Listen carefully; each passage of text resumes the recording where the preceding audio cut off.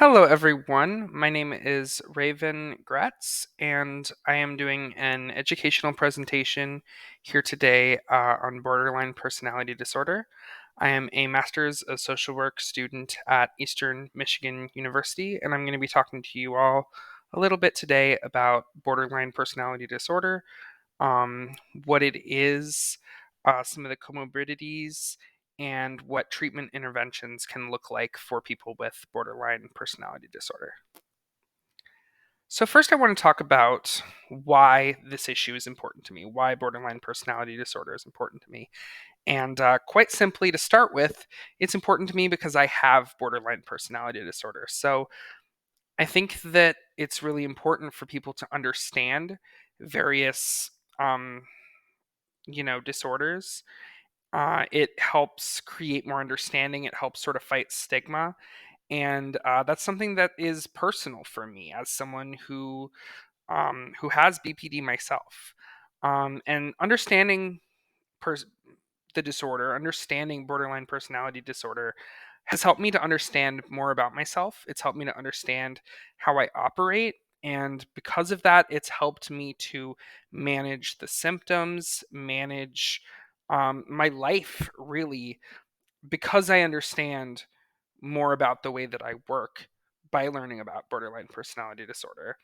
And I also want to help others understand this because it was important to me. I think it's important for people who do have BPD to understand it, but I think it's also important for other people to understand it because you may have a loved one who has BPD, or you may come into contact with someone with BPD, and it would help you to understand it, to be more supportive of those people, to understand what they're going through.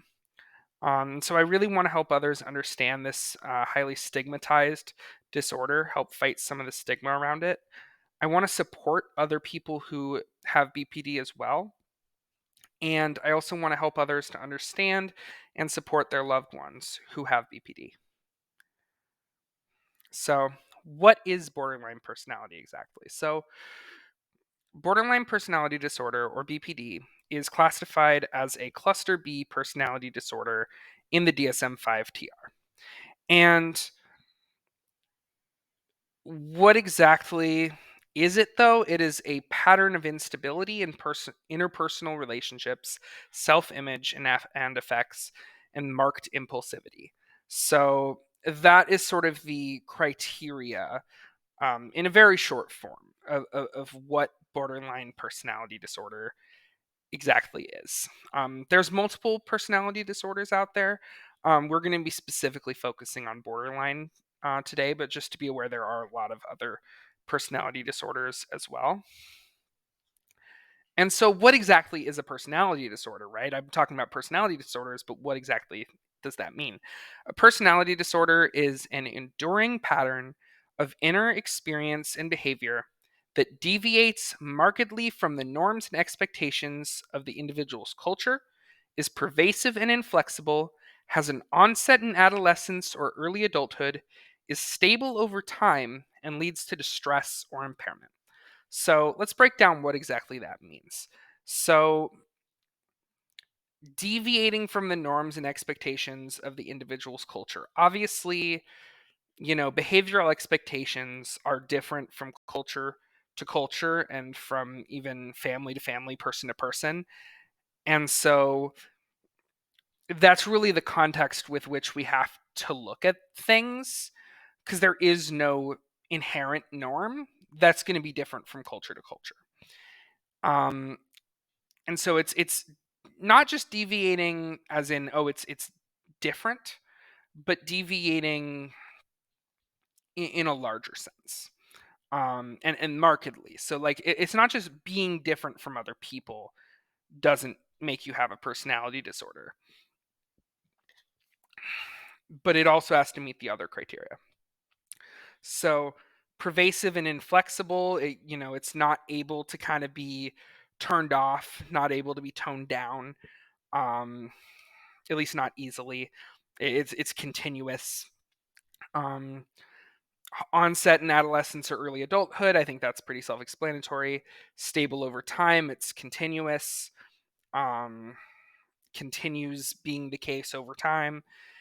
And importantly, it leads to distress or impairment. It makes it harder for you to do stuff. It makes you upset. It makes you struggle in your day-to-day life. So that is essentially, in a large sense, what makes up a personality disorder.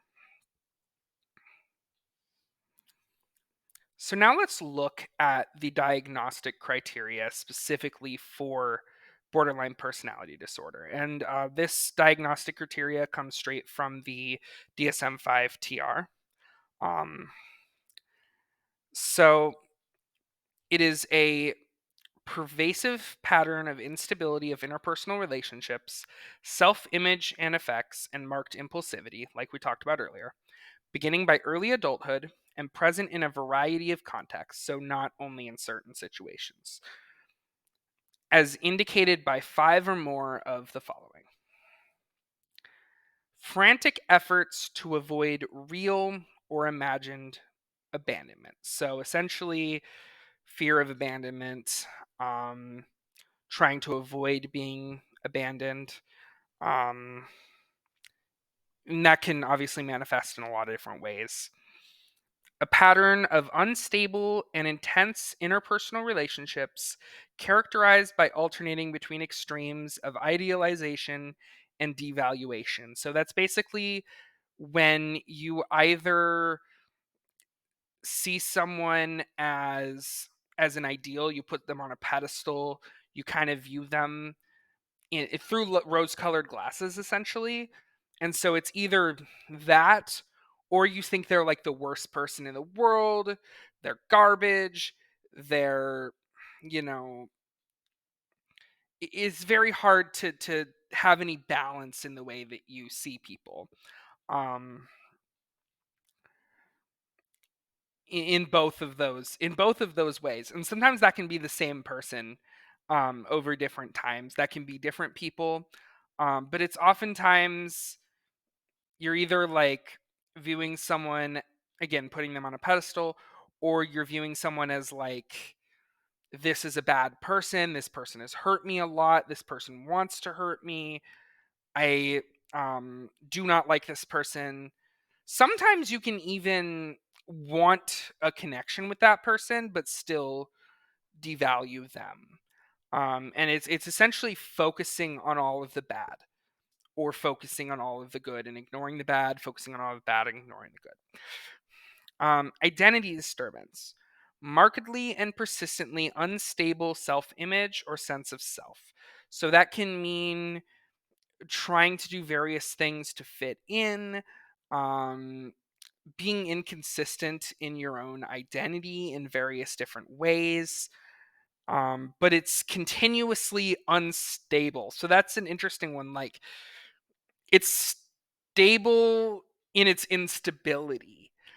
Um, so like that could mean being unstable of like which peer groups you're involved with, or constant changes to the way you dress, your personality. There's lots of different ways that identity disturbance could show up.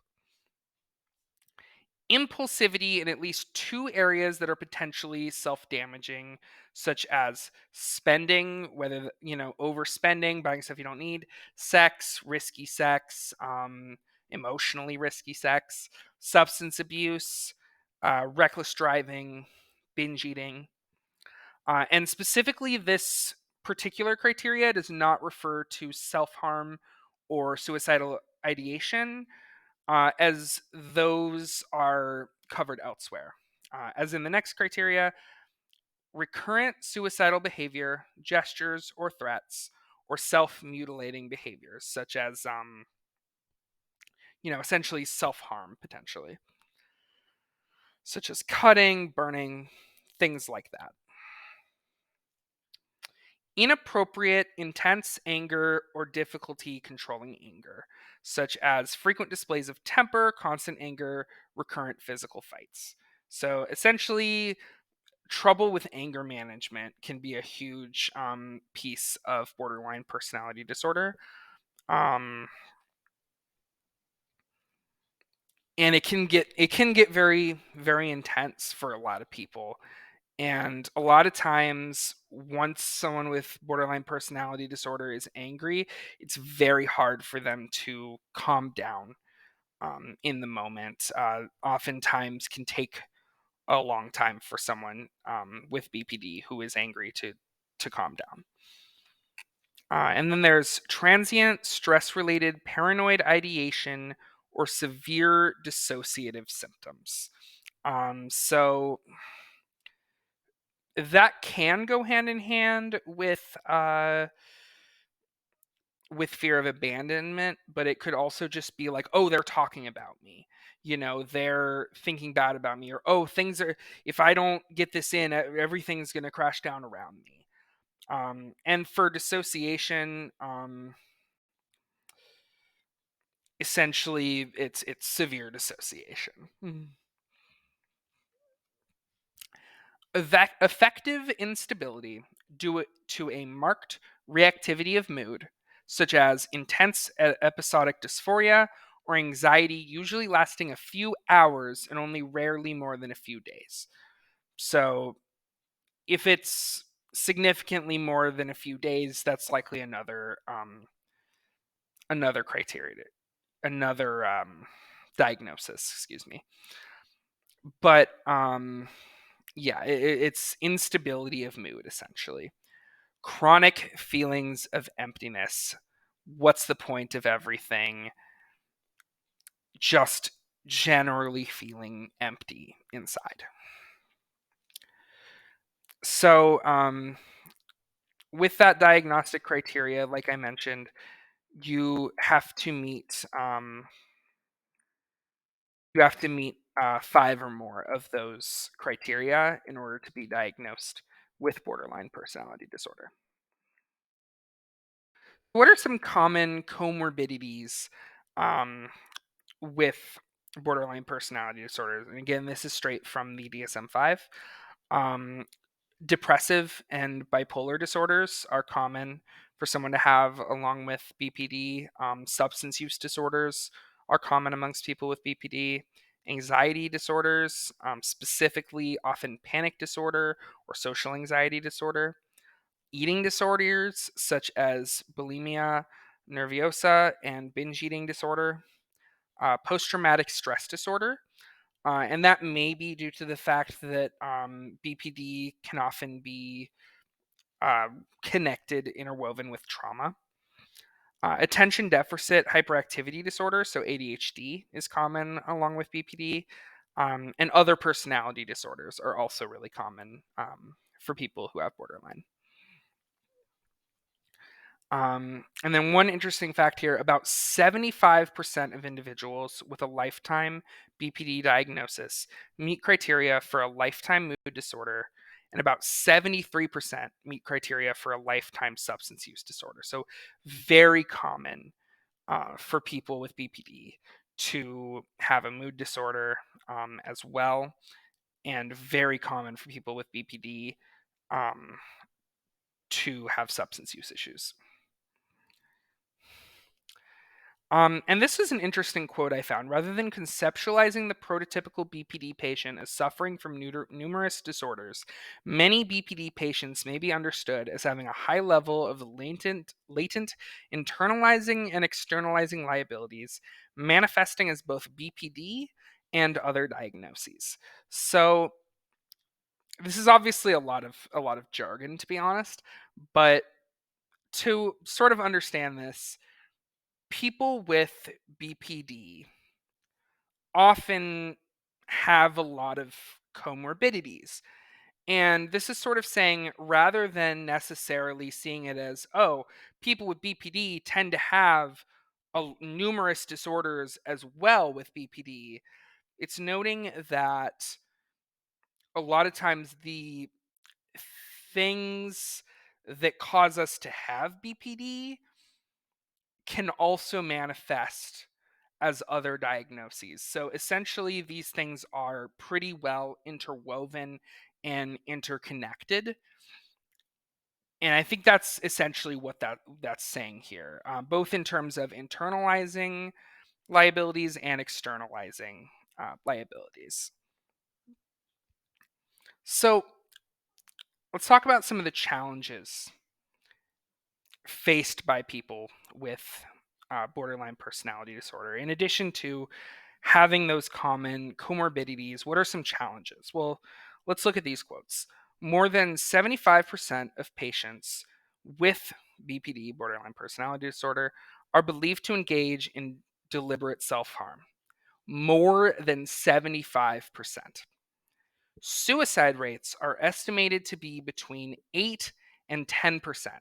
And that's almost 50 times higher than in the general population. So that's pretty staggering that, self-harm and suicide are obviously huge concerns amongst people with borderline personality disorder. And functional impairment is considerable compared with other personality disorders and is enduring in the absence of a change in personality psychopathology. So basically, borderline personality disorder can be incredibly debilitating, can be very hard to function in your everyday life. And that's especially true if you're not receiving any treatment or support for your borderline personality disorder.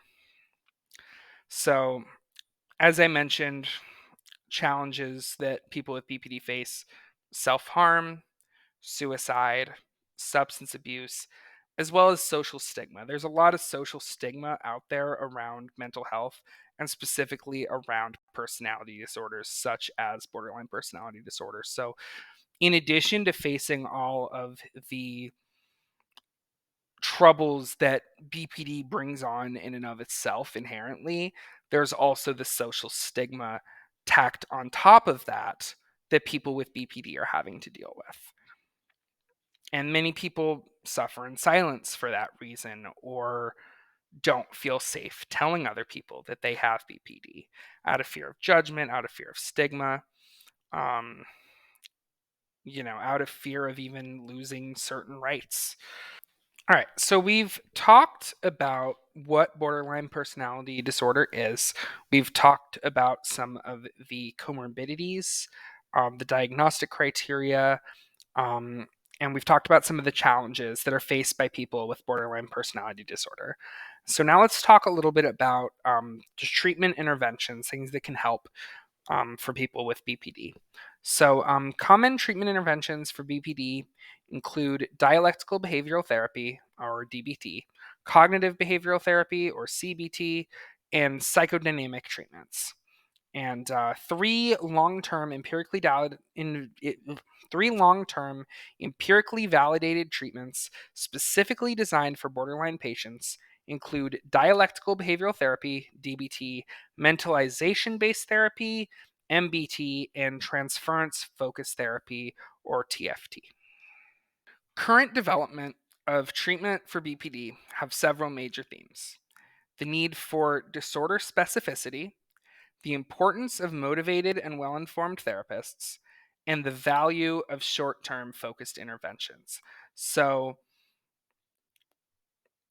essentially, people with BPD need disorder specific support.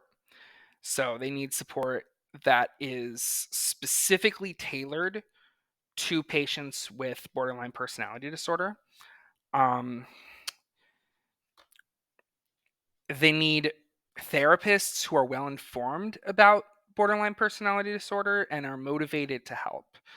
Um, and then the value of short term focused interventions. So, like very specific, focused help.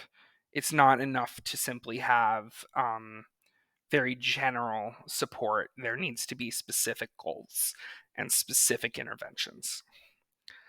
And one really good piece of news here is two studies show that 50% of borderline personality patients remit by 2 years, and that once remitted, it is unusual for them to relapse. So, obviously, that doesn't mean that the person doesn't have any of the symptoms anymore, but they no longer are meeting the criteria of having borderline personality disorder.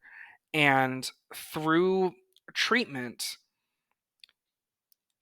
that can happen, and that once that happens, it is not common for someone to once again meet the criteria for borderline personality disorder. So that is really good news. That borderline personality disorder is very treatable through therapeutic intervention. And psychotherapies, most notably dialectical behavioral therapy and psychodynamic approaches, are effective for borderline symptoms and related problems. And here are the sources that I have used in this PowerPoint, in this video. I hope that this was informative. I hope that this helped you to understand more about borderline personality disorder. Please feel free in the comments to ask any questions you might have, um, and to reach out for support in whichever way possible. And I hope you all have a wonderful day. Thank you very much.